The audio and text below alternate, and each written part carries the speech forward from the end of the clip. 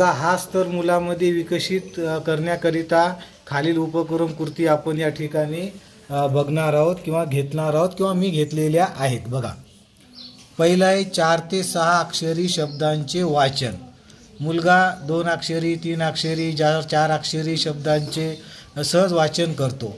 परंतु मुलासमोर जेव्हा 5 अक्षरी, 6 अक्षरी, 7 अक्षरी शब्द येतात तेव्हा त्याची वाचन गती थोडीशी कमी होते.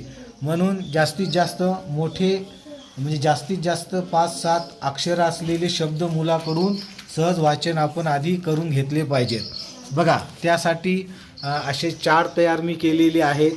जसं मराठवाडा, कालमापन, कोपरगाव, देशभरात, गोडी गुलाबी.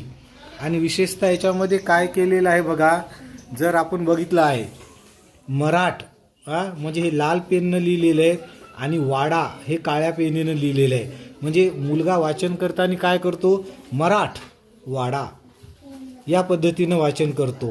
काल मापन असा नाही उच्चार करत मुलगा, काल मापन. कोपर गाव, देश भरात, साखर वाडी, युवक राज, माहूर तळे, मुरली धर. या पद्धतीने मुलाला वाचन करण्याची सवय लागते. मग त्याचा फायदा हा होतो की हे वाक्य 5 अक्षरी असो 7 अक्षरी असो, जेव्हा वाक्यामध्ये हे अक्षर शब्द येतात तेव्हा मुलं ते वाक्य सहज गतीने वाचतो. म्हणून अशा जास्तीत जास्त शब्दांचं वाचन आपणाला या ठिकाणी घेणं आवश्यक आहे.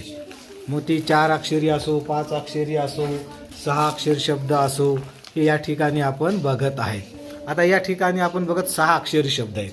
अदला बदल, अघळ पघळ, अळम टळम, करार मदार. या पद्धतीने आपण सुरुवातीला वाचनाचा सराव घेणं आपणाला आवश्यक आहे.